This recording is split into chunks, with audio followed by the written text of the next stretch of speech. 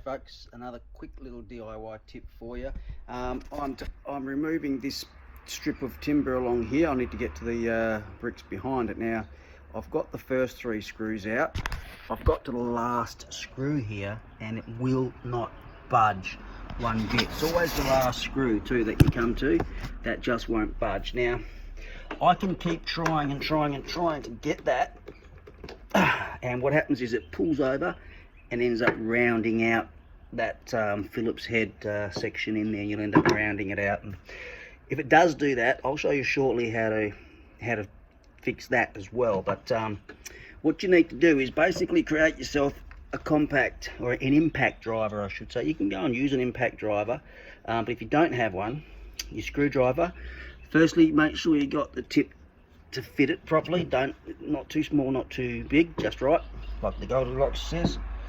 Whack. What you need to do here is put it in there and hold constant pressure and tap constant pressure on that at all times. As you're tapping, don't stop tapping. As you're tapping, twist, and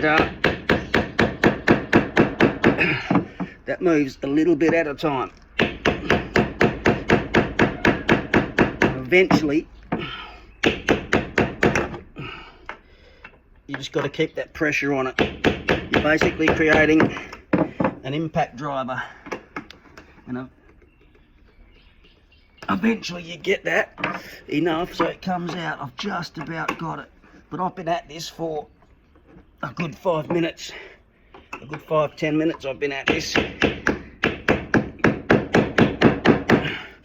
getting it out. So that's what you do. You use these 2 fellas here, create yourself a little bit of an impact driver, and that will help get it out. Now in the next video I'll show you how to, if you do end up rounding that out, what to do to solve that. Right, so here's a little trick. If you've got a Phillips head screw and it's been rounded out, and you just can't get purchase with your screwdriver anymore, here's a little trick to help you get that out. So I've just done a little demonstration block here, but this happens a lot on hinges, for example, trying to get hinges out, hinge screws out, for example. This screw here is rounded out so much that you just cannot get purchase with either a standard screwdriver or even your drill. Just won't do anything to get it. So here's what we're going to do. We're going to take the grinder and we're going to grind a notch into here. That way it will be able to take a flat head. I'll show you how we do that.